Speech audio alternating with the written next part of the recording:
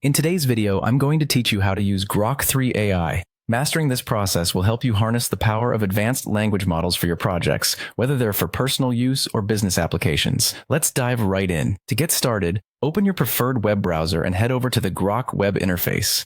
If you haven't already, you'll need to log in. Make sure you have your username and password handy. If you're new to Grok, you'll need to create an account, but if you're returning, just enter your credentials. The login process is straightforward, resembling most other web applications you might be familiar with. Once you're logged in, you'll find yourself on the main dashboard. Here, you'll have access to all your past projects and the option to start something new.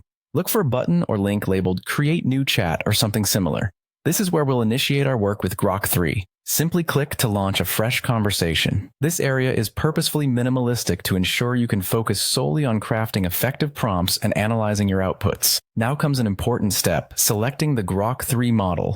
You'll typically see an option to choose among different models when starting your chat. Go ahead and select Grok 3. This model is specifically designed to provide nuanced and detailed responses to a variety of queries. By choosing this, you're opting into a tool that can generate comprehensive and on-point information, essential for an effective AI-driven dialogue. With Grok 3 set, it's time to enter your prompt. This is where your creativity and clarity become crucial.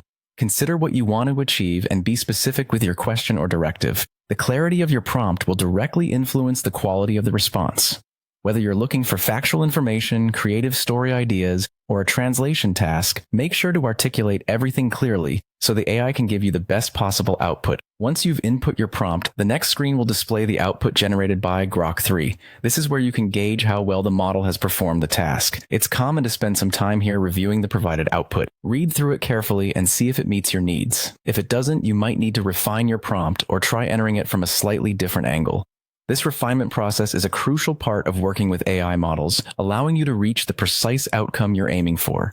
And with that, you've completed a full interaction with Grok 3 AI. Feel free to experiment with differing prompts and explore how the model handles a variety of topics and requests. With practice, using Grok 3 will become second nature, empowering you to leverage AI in your daily tasks seamlessly.